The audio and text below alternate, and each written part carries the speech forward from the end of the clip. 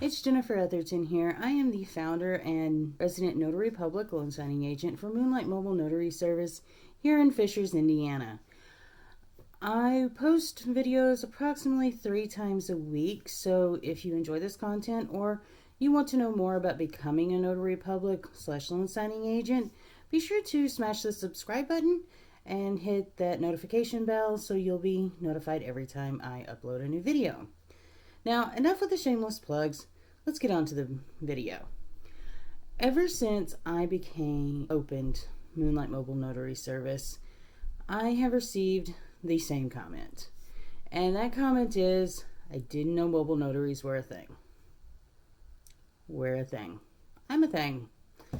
So I actually got this comment so much that I published an article on it on my website. And I will leave a link to that in the description box below if you want to go into more details about the differences between a traditional notary public and a mobile notary public. There are differences.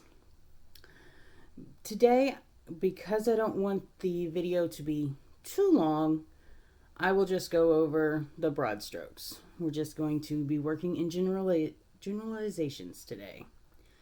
So what exactly is a mobile notary public? The short answer is, it's a notary public that travels. I go to my clients instead of my clients coming to me. That is the main difference. A mobile notary service is usually open to everyone, but it is geared towards those who put a monetary value on their time. They look at every hour and every minute in the terms of dollars and cents. And they weigh the extra expense to have a mobile notary come to them against what value they receive in being able to do other things while they're waiting for their notary to show up. That way they're not wasting time running around town waiting for the bank to open. Oh crap, the bank's closed, I gotta go tomorrow.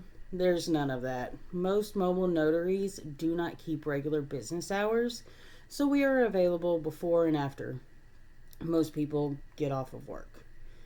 That is one of the major benefits of a mobile notary service. The second type of client that we're really geared towards are those who cannot leave their house. They are disabled, they are in the hospital, they're in a nursing or assisted living center, or they're in jail. But life does not end when you become incarcerated, and there may be things that need to be notarized. That is what we are here for. So, those are the broad strokes. Very simple. Traditional notaries, you go to them. Mobile notaries, we come to you. That's the main difference. Now it's time just to dig a little deeper, and I won't go too far because, again, I don't want this first video to be too long. In many ways, mobile notaries and traditional notaries are exactly the same. The job is the same. We are the front and last line of defense when it comes to preventing fraud. We are usually the first and the last line of defense when it comes to preventing coercion or any other crime that has to do with falsifying documents. We generally have the same license, or we actually can have more licenses than the traditional notary. I have my notary commission, which allows me to notarize for the general public. I also have my titles producer's license, which in Indiana allows me to close mortgages or work with real estate documents. Most traditional notaries do not have this. Their job pays for their licenses, and their job also puts further restrictions on what they can and cannot notarize. There's not really a standard, but it is usually based on what that company's insurance is willing to pay for if something were to go awry. Most mobile notaries, like myself, I am independent, I own my own company, So I base what I can and cannot notarize based on what my insurance will pay for. Every notary is bonded and insured, and my insurance pays for almost everything. So I notarize almost everything within reason. So, in addition to having the extra license and being able to notarize anything versus me having to cater to a boss almost, or cater to another company's insurance, I can just cater to what my insurance has to say. There is another advantage, I guess you would want to say, that the mobile notary has patience. We don't have to wait on the guy behind you who's shipping 40 20-pound boxes. We don't have to wait, worry about the people behind you having 3 screaming kids. The mobile notary is your notary.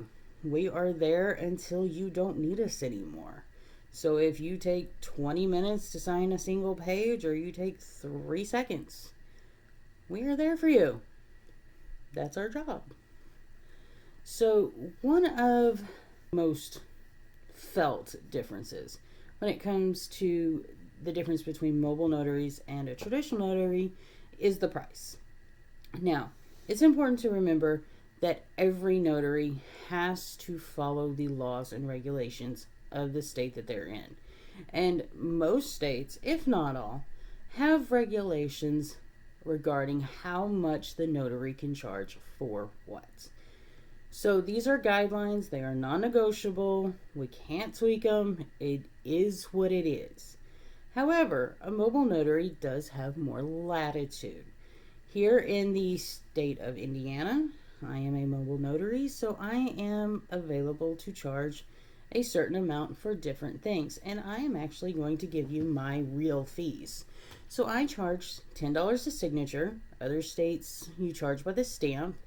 Really, you have to contact your Secretary of State's office in your state to find out which is which. So Indiana allows $10 per signature. It allows the federal mileage, which at the date of this taping was 58 cents a mile, round trip, port to port. So it is how many miles it is from my office to your location and back. And then I am also allowed to include a service fee, which mine is $10. Now, I can charge for other things. Other mobile notaries do charge for other things.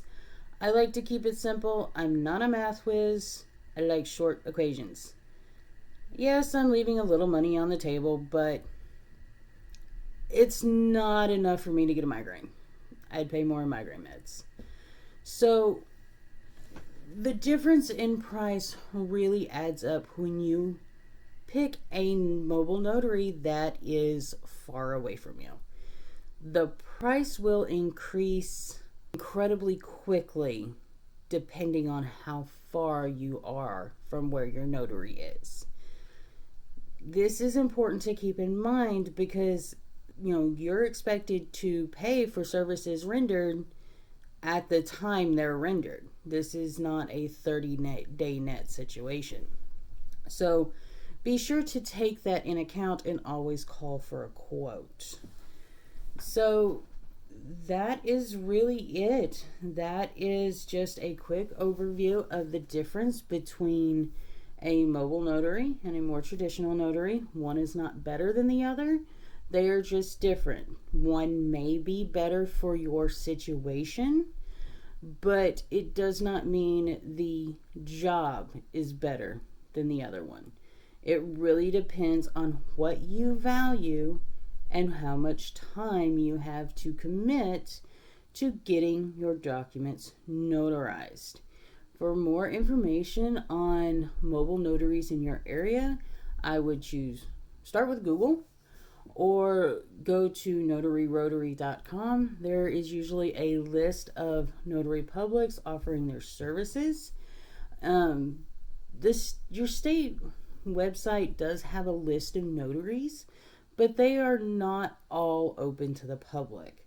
Most notary publics are only notary publics for their company.